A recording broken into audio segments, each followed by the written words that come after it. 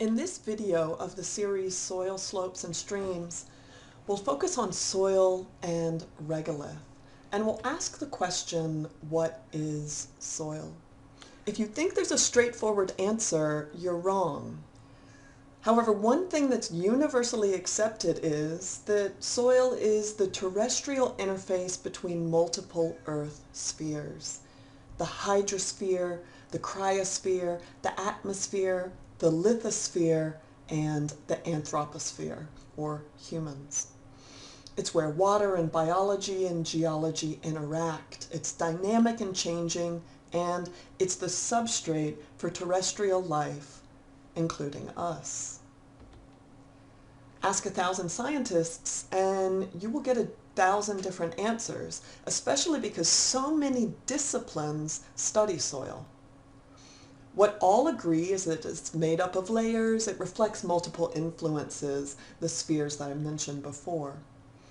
If you've ever learned about soil in a classroom, then you've likely learned about it from the discipline perspective of literally soil science. This scientific discipline largely focuses on soil profiles such as this one, characterizing their physical material and their chemistry. This profile view helps soil scientists as they seek to understand the biological and chemical processes that convert parent material at the bottom of the profile, such as rock, to the stuff at the surface.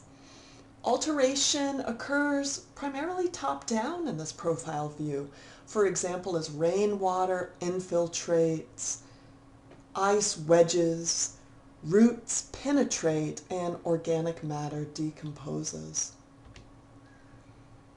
Pause this video now to visit these two resources and find out more about the discipline of soil science and its importance.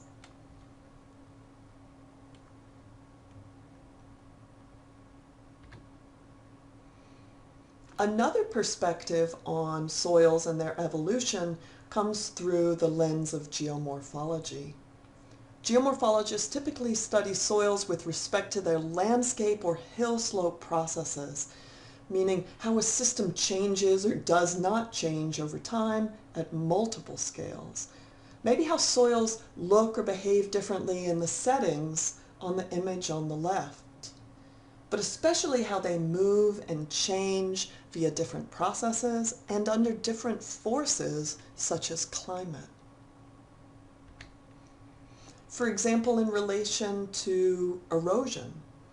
In this photo, the soil is both the material that is in place, but also the stuff at the surface that is moving down slope. Or here, the soil is the material being dug into, expanded, and changed by the tree that's growing into it and sustained by it. But it's also the stuff that gets caught up in its roots when a tree falls over. So from the perspective of geomorphology, the soil is both the in place and the disturbed. This is different than a view that focuses primarily on soil as an in-place material that can be viewed simply in profile. Geomorphologists often focus on how soils co-evolve with processes on slopes, such as the one we see here.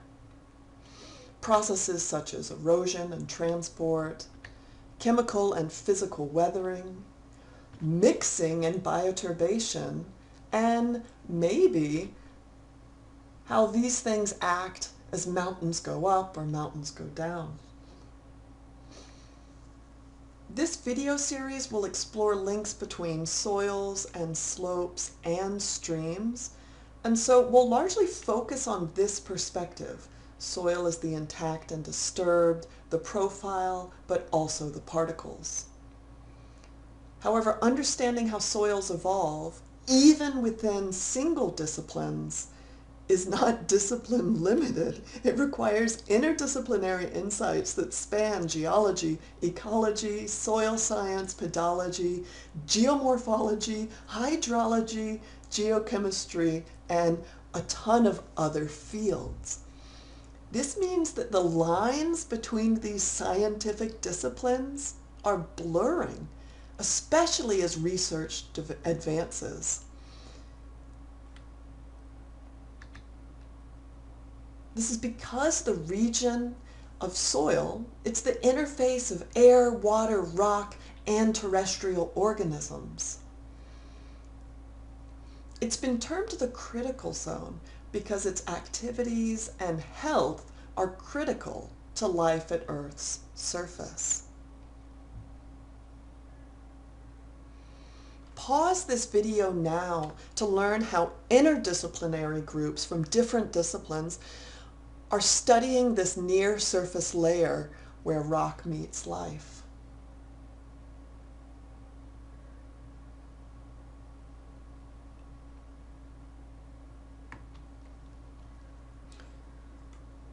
If understanding soils requires diverse insights from diverse disciplines, then what is soil? Well, I'm going to give an unpopular opinion, and I'm going to say that soil is dirt. Now, for many, this is a dirty word. It's highly unpopular, and it's sometimes shamed.